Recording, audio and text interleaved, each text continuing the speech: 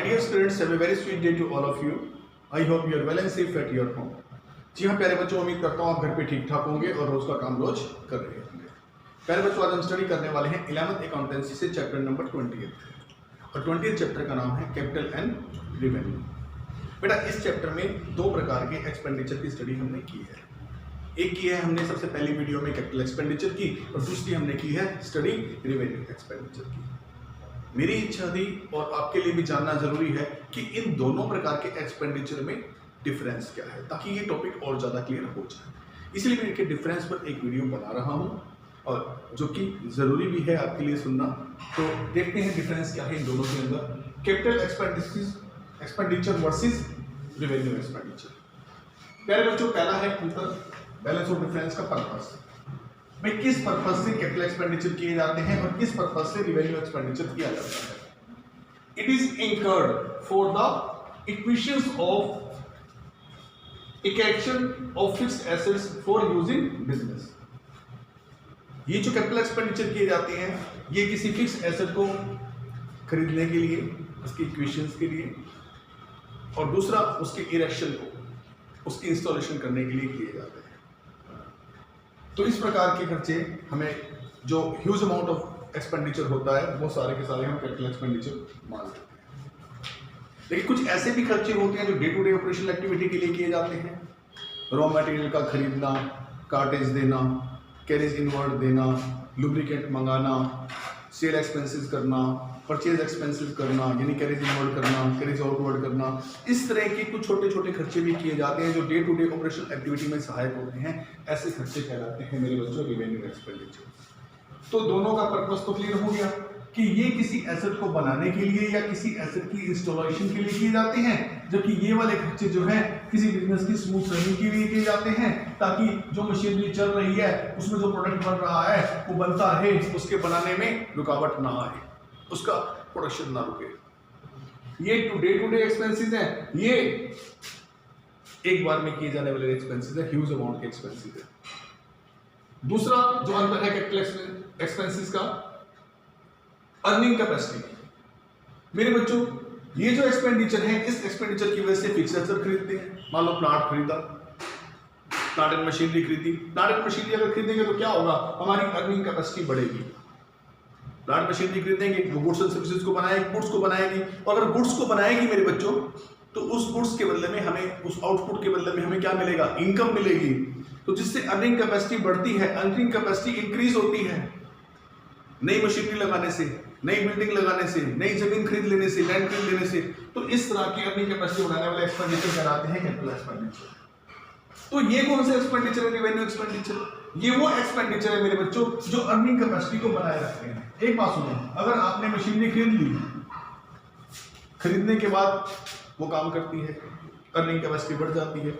अब क्या चलती हुई मशीनरी खराब नहीं होती, उसे रिपेयर की जरूरत नहीं पड़ती।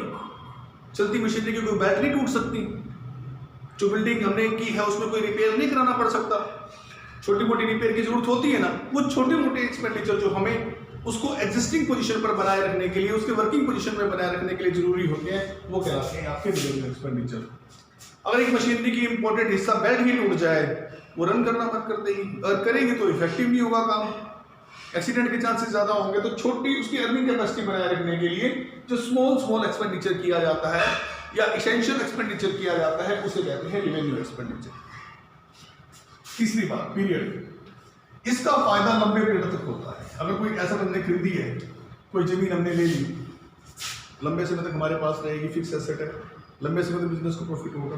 कोई मशीनरी हमने ले ली, लंबे समय तक प्रोडक्शन करेगी, उसके लंबे समय तक हमारी अर्निंग कैपेसिटी बनी रहेगी। इस तरह ये लंबे समय तक की अर्निंग कैपेसिटी को बढ़ाती है, एक्सटेंड करती है। जबकि वो वाले एक्सपेंडिचर जो होते हैं वो लंबे समय तक की अवधि को नहीं बढ़ाते, बल्कि एक साल की मैक्सिमम पीरियड अवधि के अंदर हमें बेनिफिट प्रदान करते हैं।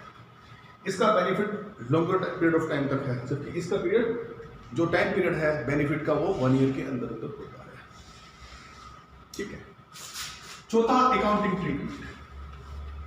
प्यारे बच्चों, अकाउंटिंग ट्रीटमेंट में क्या होगा कि एसेट के अंदर इसे लिखा जाता है, it is debited to related asset account. इसे एसेट अकाउंट में जोड़ दिया जाता है। कोई फिक्स एसेट खरीद के लाओगे, लैंड खरीदोगे, फर्नीचर खरीदोगे, प्लांट एंड मशीनरी खरीदोगे, बिल्डिंग खरीदोगे, तो उसे आप एसेट किसके अंदर जोड़ देंगे। इसे कहाँ लिखें, इससे वर्तमान वर्ष में जो अर्निंग कर रहे हैं ना, रिटेन अर्निंग, उसके अंदर लिखा था, तो उससे लिंक हो गया, उससे रिलेटेड हो गया। अब कैपिटल एक्सपेंडिचर की नेचर कैसी है, नेचर ऑफ अकाउंट्स कैसा है, क्योंकि ये एसेट्स खरीदी जाती है इसमें, तो एसेट्स खरीदने प्रॉपर्टी होती है, प्रॉपर्टी किससे संबंधित है, जिसको मनी में मेजर किया जा सके, अर्थात रियल अकाउंट से संबंधित है, इसीलिए इससे ये रियल अकाउंट है। कैपिटल एक्सपेंडिचर होते हैं तो प्रॉपर्टी आती है बिजनेस में, लैंड, फर्नीचर, मशीनरी, प्लांट, ये सब इक्वेशन होते हैं, और इस वजह से प्रॉपर्टी आने से मनी में टर्म्स में मेजर किया जा सकता है, इसलिए रियल अकाउंट है। जबकि इसमें कुछ स्मॉल स्मॉल एक्सपेंडिचर किए जाते हैं, स्मॉल स्मॉल इसेंशियल एक्सपेंडिचर किए जाते हैं, जिससे कि एग्जिस्टिंग अर्निंग कैपेसिटी बनी रहती है, तो वो छोटे छोटे खर्चे करने की वजह से इसकी नॉमिनल टाइप की नेचर है, ये खर्चों पे डिपेंड है, इसलिए इसे नॉमिनल एक्सपेंडिचर, नॉमिनल अकाउंट्स कहते हैं। प्रेजेंटेशन, अगला difference, it is shown in the balance sheet, asset है इसलिए बैलेंस शीट में आएंगे। बैलेंस शीट में दो साइड है, एक एसेट और एक लायबिलिटी, ये एसेट साइड में है। सारी fixed assets, non current assets और करंट एसेट्स सारी लायबिलिटी में।